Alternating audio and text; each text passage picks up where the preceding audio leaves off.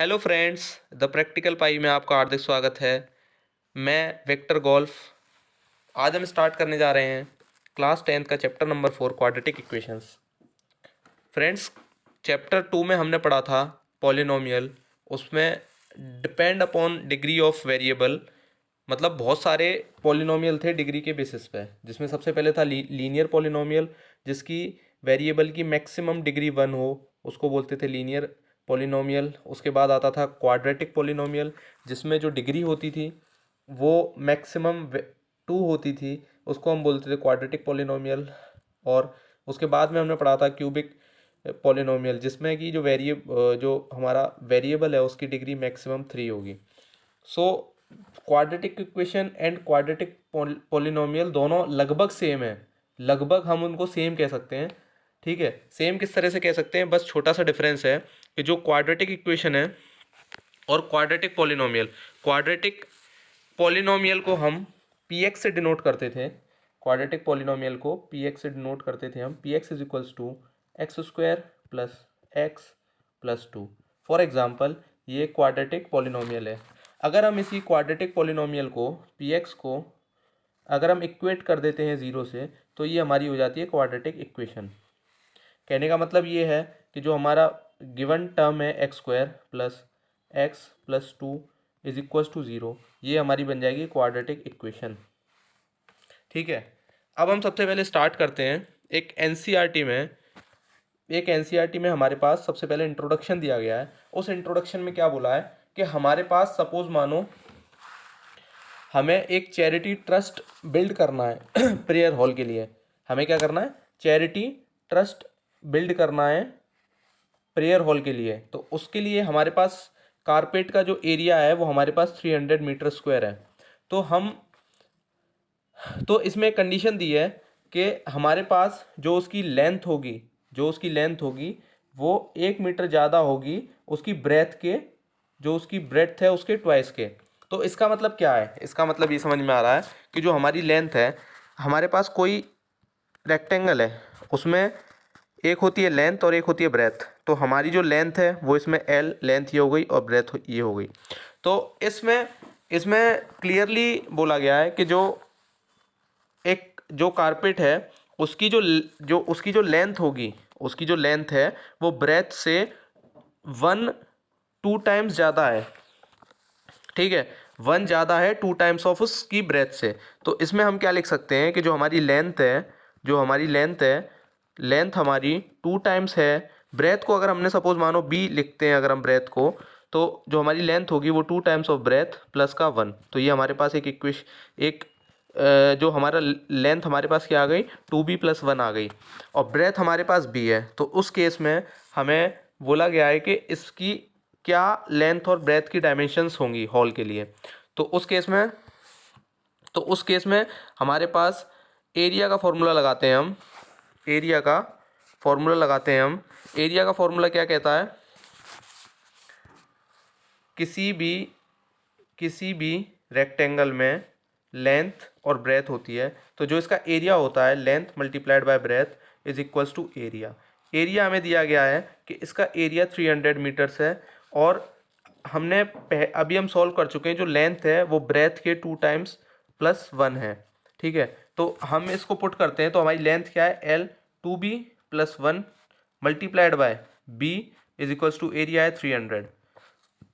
इसके बाद हम इसको सॉल्व कर देंगे फर्दर, b को मल्टीप्लाई करेंगे अगर, तो हमारे पास आएगा b 2b² plus b is equals to 300। ये हमारे पास इक्वेशन आ गई, और जो इक्वेशन है इसी को बोलते हैं क्वाड्रेटिक इक्वेशन। कैसे बोलते हैं इसको, हम क्या करेंगे, 2b² प्लस b माइनस का 300 इज इक्वल्स टू 0। हमने क्या पढ़ा था, कोई भी पॉलिनोमियल हो उसको अगर हम ज़ीरो से इक्वेट कर देंगे तो हमारी क्वाड्रेटिक इक्वेशन बन जाएगी। तो ये हमारा पॉलिनोमियल हो गया पी बी पॉलिनोमियल है, इसको हमने 0 से इक्वेट कर दिया, तो ये हमारी क्या बन जाएगी, क्वाड्रेटिक इक्वेशन। अब नाउ हमें क्वाड्रेटिक इक्वेशन को सॉल्व करना सीखना है कि हम क्वाड्रेटिक इक्वेशन को कैसे सॉल्व कर सकते हैं। तो हमने क्लास 9th में पॉलिनोमियल के फैक्टराइजेशन पढ़ा था हमने। तो उसमें क्या बोलते हैं, फैक्टराइजेशन का मतलब क्या होता है, कोई भी क्वाड्रेटिक इक्वेशन है उसके फैक्टराइजेशन करने हैं हमें। फैक्टराइजेशन मतलब उसको ब्रेक करना है। हमने चैप्टर 2 में लगभग फैक्टराइजेशन पढ़ा था पॉलिनोमियल का, क्वाड्रेटिक पॉलिनोमियल का। उसमें हमने एक चीज़ पढ़ी थी, ज़ीरोज़ ऑफ पॉलिनोमियल। जो हमने ज़ीरोज़ पढ़े थे, ज़ीरोज़ का मतलब क्या था? ज़ीरोज़ वो नंबर्स होते हैं जो कि हमारी क्वाड्रेटिक पॉलिनोमियल को सेटिस्फाई करते हैं। मतलब कि सेटिस्फाई करते हैं, इसका मतलब क्या है? सेटिस्फाई करते हैं इसका मतलब है कि पी एक्स की, मतलब एक्स की क्या वैल्यू रखें कि जिस पर पी एक्स हमारा ज़ीरो हो जाए, तो वही उसके ज़ीरोज़ होते हैं। तो सिमिलर वे में क्वाड्रेटिक इक्वेशंस के रूट होते हैं। क्वाड्रेटिक इक्वेशन के रूट्स होते हैं।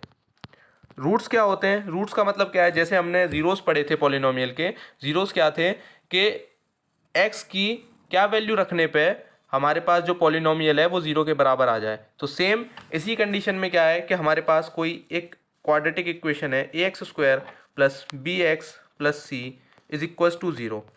तो इसके रूट्स का मतलब क्या है कि x की क्या वैल्यू रखने पे ये जो इक्वेशन है वो अपने आप को सेटिस्फाई करेगी, मतलब कि ये इक्वेशन ज़ीरो हो जाएगी। अब इस केस में क्या है, जो ए बी सी हैं वो तीनों, ए बी और सी तीनों हमारे क्या हैं? रियल नंबर हैं, रियल नंबर्स हैं तीनों। इसमें एक कंडीशन है, a is not equals to zero. A zero नहीं होना चाहिए। ज़ीरो क्यों नहीं होना चाहिए? अगर फ्रेंड सपोज मानो कि अगर हमारा ए ज़ीरो हो गया, अगर हम इस ए ज़ीरो को यहाँ पर पुट करेंगे, इस ज़ीरो को हमने यहाँ पर पुट किया, तो उसके बाद हम क्या देखेंगे? उसके बाद हम देखेंगे ज़ीरो को पुट करने के बाद, हमने देखा कि जो zero multiplied by x square plus b x plus c is equals to zero. तो ये ज़ीरो हो जाएगा पूरा टर्म, हमारे पास आ जाएगा b x plus c is equals to zero. तो ये हमारा क्वाड्रेटिक इक्वेशन नहीं रहा, क्योंकि क्वाड्रेटिक इक्वेशन की जो मैक्सिमम डिग्री है वो हमारे पास 2 होनी चाहिए वेरिएबल की। उसके बाद हम थोड़े से एग्जांपल्स लेते हैं कि क्वाड्रेटिक इक्वेशंस के क्या क्या एग्जांपल हो सकते हैं। हम सबसे पहले एग्जांपल लेते हैं। एक हमारे पास इक्वेशन है जो कि अभी हमने सॉल्व करी थी, जिसमें क्या था, 2b² plus x minus 300 is equals to zero. अभी हमने एनसीईआरटी के इंट्रोडक्शन में एक एग्जांपल दिया था कि एक हमारे पास कारपेट है जिसकी 300 मीटर स्क्वायर एरिया है, और हमारे उसकी कंडीशन दी थी कि हमारी जो लेंथ है और ब्रेथ का क्या रिलेशन है एक दूसरे का। उसके करस्पॉन्डिंग में हमने 2b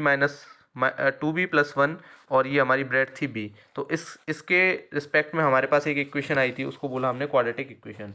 सेकेंड एग्जाम्पल हो सकता है 4x माइनस 3x² प्लस का 2 इज इक्वल्स टू ज़ीरो।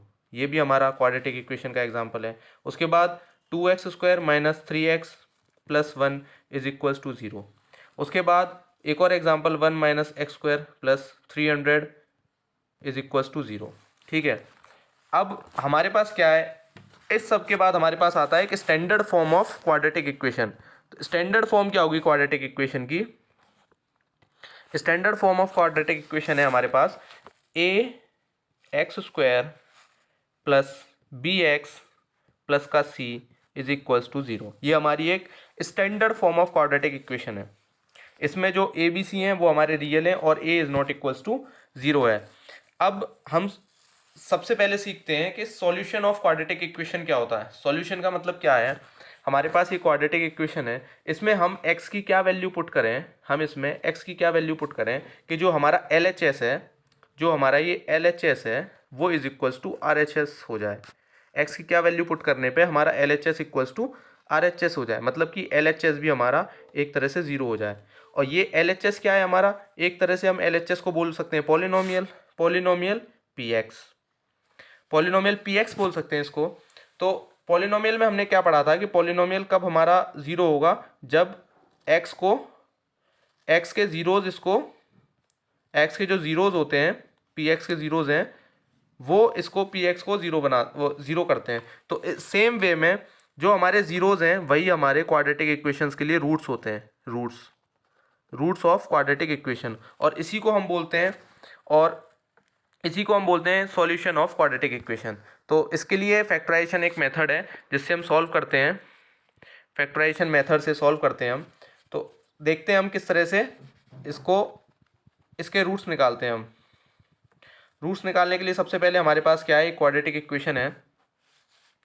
एक क्वाड्रेटिक इक्वेशन है हमारे पास 2x² माइनस 3x प्लस का 1 इज इक्वल्स टू 0। तो हमें क्या है, इस केस के लिए हमें क्या चाहिए, सबसे पहले अगर हम सपोज मानो ये LHS है, इसमें हम x की वैल्यू को अगर हम 1 पुट करते हैं तो हमारे पास क्या रिजल्ट आएगा, रिजल्ट आएगा 2 मल्टीप्लाइड बाय 1 का स्क्वायर माइनस का 3 मल्टीप्लाइड बाय 1 प्लस का 1 इज इक्वल्स टू 0।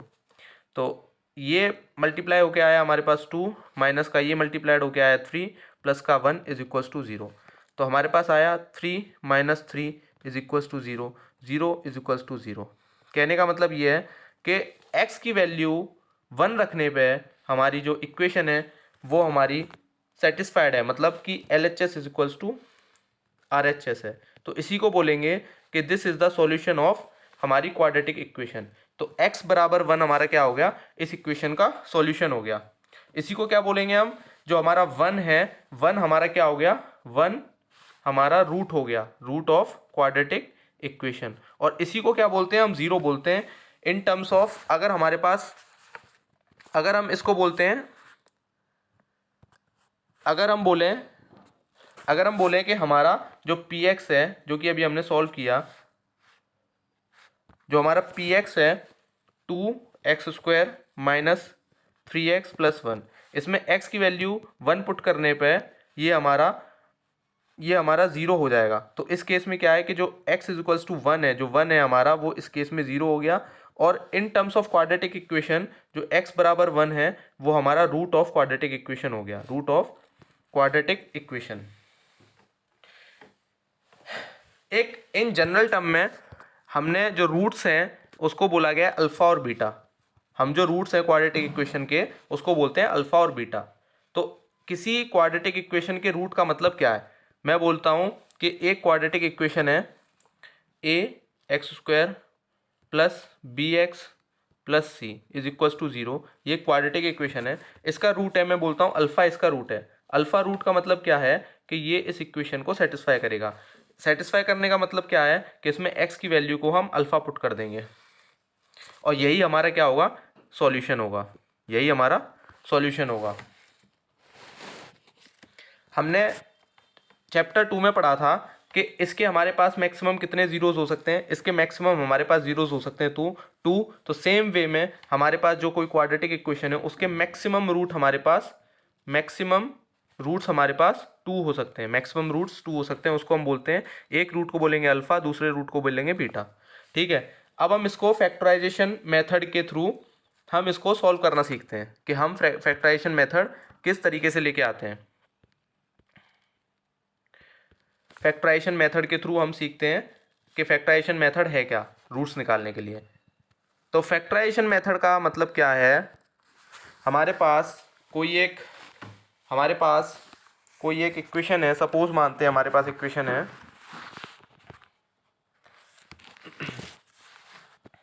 हमारे पास इक्वेशन है 2x² माइनस का 3x प्लस का 1, ये हमारे पास एक क्वाड्रेटिक इक्वेशन है।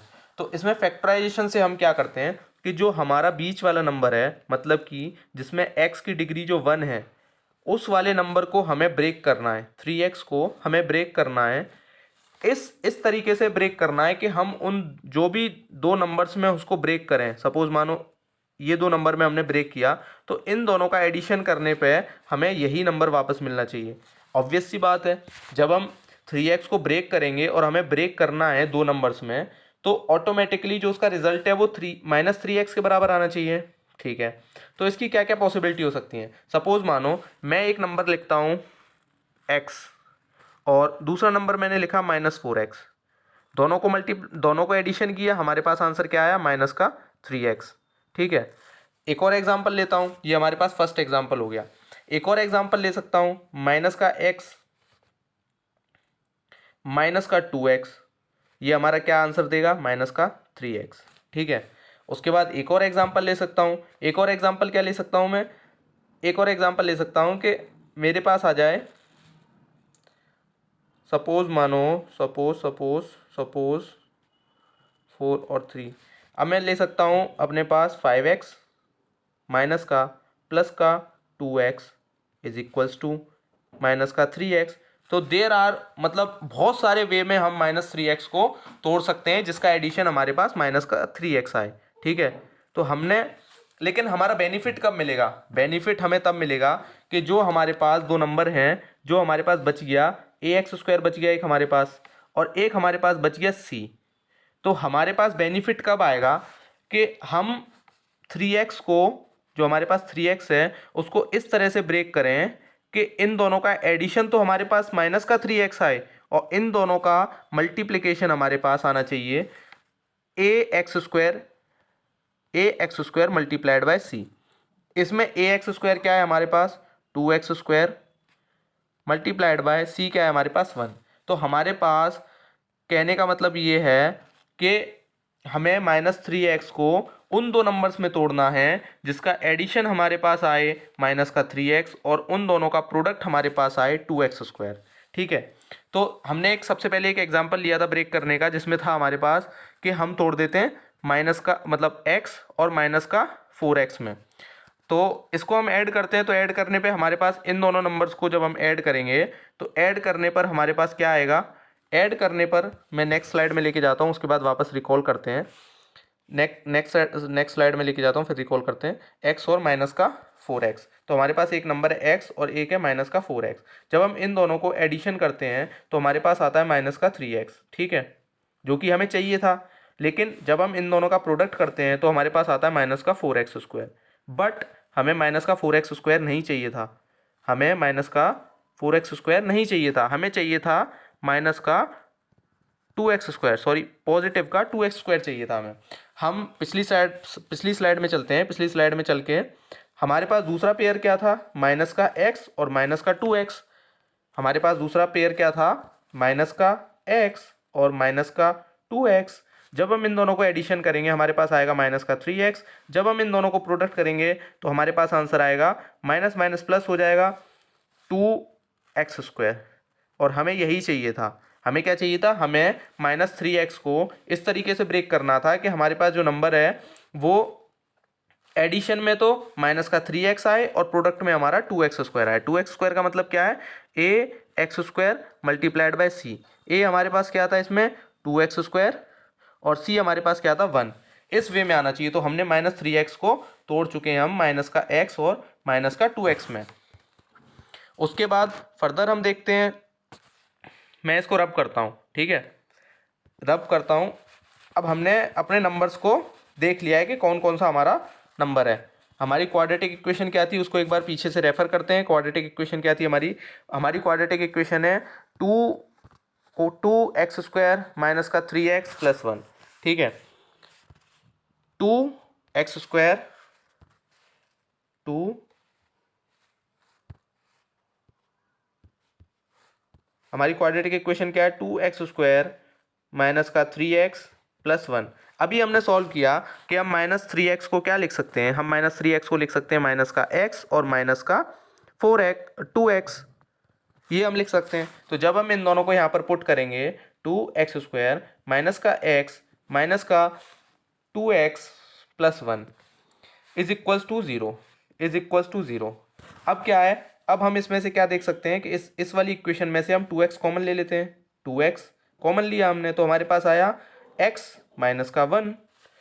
दूसरी हमारे पास क्या है? इसमें से हम अगर -1 कॉमन लेते हैं, -1 हमने कॉमन लिया तो हमारे पास क्या आया? x माइनस का 1 इज इक्वल्स टू 0। इन दोनों में से हमने x -1 कॉमन ले लिया, x -1 हमने कॉमन लिया तो हमारे पास आया 2x माइनस का 1 इज इक्वल्स टू 0। हमारे पास दो लीनियर फॉर्म में फैक्टराइज होके आ चुका है। अब हम इस लीनियर फॉर्म को इन दोनों को इक्वेट करेंगे 0 से, मतलब कि x -1 इज इक्वल्स टू 0। तो हमारे पास x की वैल्यू आएगी 1 और 2x माइनस का 1 इज इक्वल्स टू 0। हमारे पास x की वैल्यू आएगी 1/2। तो हमारे पास दो वैल्यू आई है x की, एक x की 1/2 और एक वैल्यू आई है x की 1। तो इसका मतलब क्या है? ये x is equals to 1 and x is equals to 1/2 ये हमारे सॉल्यूशन है इस क्वाड्रेटिक इक्वेशन के। और हम बोल सकते हैं ये हमारे रूट्स हैं। ठीक है, रूट्स के लिए हम क्या बोल सकते हैं? मैं सपोज मानो रूट्स का क्या मतलब है? रूट्स का मतलब है, रूट्स हमने अभी डिस्कस किया था कि रूट्स को हम डिस्क्राइब करते हैं अल्फ़ा कॉमा बीटा में, ठीक है। Alpha comma beta, beta are the roots of the quadratic equation, ठीक है। तो इसमें क्या हो गया, अल्फ़ा इज इक्वल्स टू 1, ठीक है, और beta is equals to minus का 1/2, ठीक है। दोस्तों ये हमारा फैक्टराइजेशन के थ्रू हमने इसके सॉल्यूशंस निकालना सीख लिया। अब हमारे पास एक मेथड आता है, उस मेथड में हमारे पास एक फॉर्मूला है, उसके थ्रू हम किसी भी क्वाड्रेटिक इक्वेशन के नेचर ऑफ रूट्स का बताते हैं कि हमारे पास जो रूट्स हैं वो किस तरीके से हैं। सपोज मानो कोई हमारे पास क्वाड्रेटिक, नेचर ऑफ रूट्स का मतलब क्या है? नेचर ऑफ रूट्स का मतलब क्या है? नेचर ऑफ रूट्स का मतलब है, nature of roots, nature of roots का मतलब क्या है? नेचर ऑफ रूट्स का मतलब ये है कि हमारे पास जो अल्फ़ा कॉमा बीटा हैं, क्या ये दोनों सिमिलर हैं? क्या ये दोनों सिमिलर भी हो सकते हैं, क्योंकि हमने क्या पढ़ा था पॉलिनोमियल चैप्टर में, क्वाड्रेटिक पॉलिनोमियल में हमने ये पढ़ा था कि जीरोस क्या हैं, मैक्सिमम 2 हो सकते हैं किसी भी क्वाड्रेटिक पॉलिनोमियल के, 1 भी हो सकता है और 0 भी हो सकता है। तो सेम वे में जो रूट्स हैं किसी भी इक्वेशन के, क्वाड्रेटिक इक्वेशन है हमारे पास ax² plus bx plus c is equals to 0, ये हमारे पास एक क्वाड्रेटिक इक्वेशन है। इस क्वाड्रेटिक इक्वेशन के रूट्स हमारे पास दोनों अल्फ़ा बीटा सिमिलर भी हो सकते हैं, ठीक है, पहली कंडीशन। दूसरी कंडीशन ये है कि ये जो रूट्स हैं वो रियल रूट्स हो सकते हैं। अल्फ़ा बीटा क्या हो सकता है? रियल हो सकता है, अल्फ़ा कॉमा बीटा रियल हो गया। थर्ड कंडीशन क्या आती है हमारे पास? अल्फ़ा बीटा इसके नो रियल रूट, कोई रियल रूट ना हो। तो इसके लिए हमारे पास क्या है, एक मेथड है रूट्स निकालने का, जिसको हम बोलते हैं, जिसमें कि हमारा मेथड है रूट्स निकालने का, उसको हम समझते हैं। अब उसकी हेल्प से हम नेचर ऑफ रूट्स को डिसाइड करेंगे कि हमारे रूट्स का नेचर क्या है, ठीक है। तो सबसे पहले हमारे पास एक इक्वेशन मानेंगे, क्वाड्रेटिक इक्वेशन एक जनरल है, ax² plus bx plus c is equals to 0। इस केस में जो रूट्स होगा, मतलब कि अल्फ़ा कॉमा बीटा जो होगा इसका, वो हमारे पास होगा formula 1 minus b plus minus root b² minus 4ac upon 2a। ये हमारे पास रूट्स निकालने का फॉर्मूला है, ठीक है। अब इस केस में क्या आ रहा है, हमारे पास जो ये टर्म है b² माइनस 4ac, इसको d बोलते हैं, d मतलब डिस्क्रिमिनेंट, इसको बोलेंगे रूट में b² माइनस 4ac। ये हमारे पास एक टर्म है, सॉरी जो d है हमारे पास वो b² माइनस 4ac नहीं है, वो हमारे पास है b² minus 4ac, only b² minus 4ac। इस केस में हमारे पास एक सिचुएशन निकल के आई कि d जो हमारा है वो 0 हो सकता है, d जो हमारा है वो 0 से बड़ा हो सकता है, और d हमारा 0 से छोटा हो सकता है। तो ये 3 केस हैं, और इन तीनों केस से हमारे पास ये प्रूव होगा, इससे हम ये बता सकते हैं कि जो हमारा इक्वेशन है उसके रूट्स इक्वल होंगे, रियल होंगे या नो रियल होंगे। अगर सपोज मानो d अगर हमारा 0 है, मतलब ये अगर हमारा 0 हो गया, ये 0 हो गया, तो हमारे पास अल्फ़ा बीटा क्या आएंगे? हमारे पास अल्फ़ा बीटा आएंगे, हमारे पास, एक सेकेंड फ्रेंड्स, तो हमारे पास अल्फ़ा बीटा आएगा, हमारे पास हमने अभी देखा अल्फ़ा कॉमा बीटा, जब हमने माइनस का b अपॉन 2a, क्योंकि ये हमारा 0 हो गया है, रूट b² माइनस 4ac हमारा d, ये इसको हमने, ये हमारा 0 हो गया, तो हमारे पास अल्फ़ा बीटा क्या आएगा? Minus b upon 2a। तो ये दोनों क्या हो गए? हमारे सिमिलर रूट्स हो गए। अल्फ़ा कॉमा बीटा हमारे both are similar root, alpha beta similar root हो गए, सेम रूट, सिमिलर रूट्स। इसके बाद नेक्स्ट कंडीशन आती है जो कि हमारी थी b² माइनस 4ac, ये अगर 0 से बड़ा है, उस केस में हमारे क्या आएंगे? जो रूट में जो d आएगा वो हमारा रियल रूट आएंगे उस केस में, ठीक है। अगर इसका अपोजिट होता है, अगर इसका अपोजिट है हमारे पास, अगर इसका अपोजिट है हमारे पास बी स्क्वायर माइनस 4ac, ये अगर ज़ीरो से छोटा आ जाए तो ये टोटल जो नंबर है हमारे पास वो नेगेटिव नेगेटिव फॉर्म में आएगा। और नेगेटिव का अगर हम रूट अंडर रूट लेते हैं तो उस केस में जो हमारे पास नंबर आएगा वो नो रियल आएगा। इसी वजह से इस वैल्यू को अगर हम उसमें पुट करेंगे हमारे हमारे फॉर्मूले में, अगर हम इसी वैल्यू को पुट करेंगे तो हमारे पास जो आंसर आएगा वो आएगा डी। जो हमारे अल्फ़ा बीटा आएंगे वो दो कंडीशन में आएंगे। अल्फ़ा बीटा की दो वैल्यूज़ हो गई, एक तो सिमिलर हो सकते हैं दोनों, सिमिलर वाला हमने केस देख लिया कि जिसमें जो जो हमारा रूट के अंदर था बी स्क्वायर माइनस 4ac वो हमारा ज़ीरो हो जाए, तो उस केस में हमारे दोनों रूट जो है वो सिमिलर हो जाएंगे। सेकंड केस आता है कि अल्फ़ा बीटा के रूट्स हैं हमारे वो रियल होंगे। रियल किस केस में होंगे? जब हमारा बी स्क्वायर माइनस 4ac जो है वो ज़ीरो से बड़ा होगा। ठीक है, ज़ीरो से बड़ा होगा। और अल्फ़ा बीटा जो रूट्स हैं वो हमारे नो रियल कब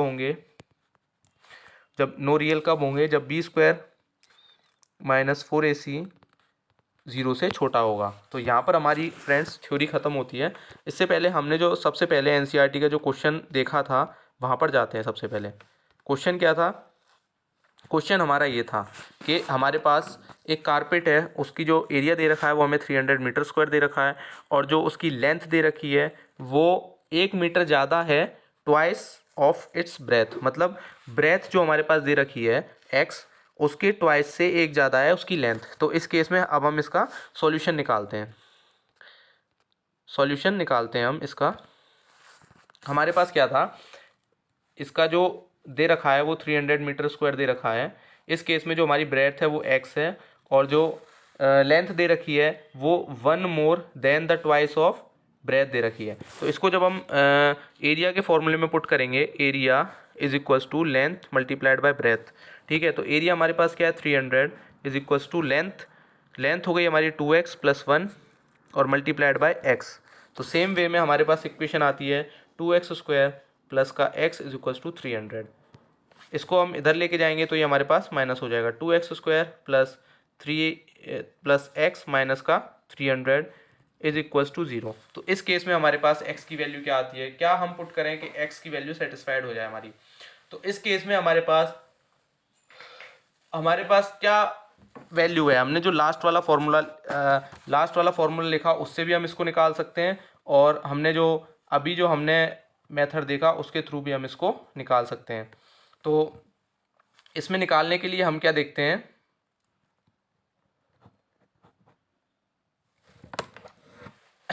तो हम फ्रेंड्स इसका सॉल्यूशन निकालते हैं। जो हमने अभी मेथड सीखा है, x is equals to alpha beta हो गया, इसमें माइनस का b plus minus root b square minus 4ac upon 2a। इसमें हम पुट करेंगे तो हमारे पास जो b आया था, b हमारे पास क्या था देखते हैं एक बार।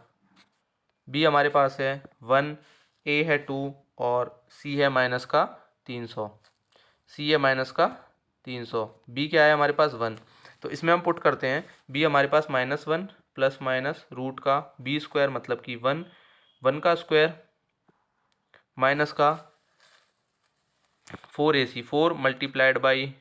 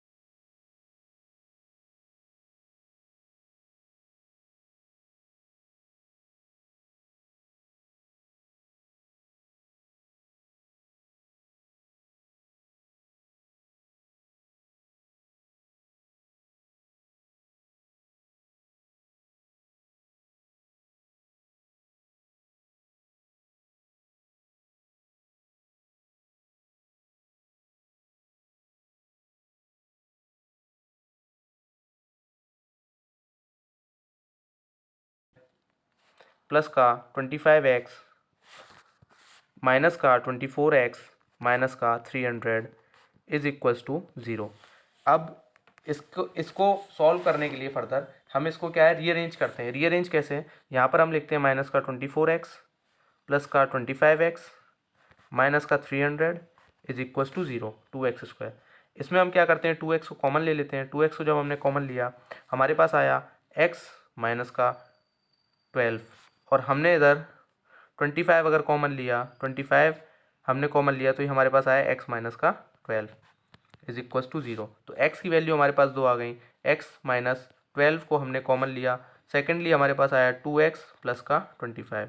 तो इसमें x को अगर हम 0 से इक्वल करेंगे, इसको और इसको 0 से इक्वल करेंगे तो x की दो वैल्यू आएंगे हमारे पास, x बराबर 12 और 2x plus 25 is equals to 0। इसको फर्दर सॉल्व करेंगे, 25 इधर माइनस में आ जाएगा, माइनस 25 डिवाइडेड बाई 2 इधर आ जाएगा, तो x बराबर माइनस का 25/2।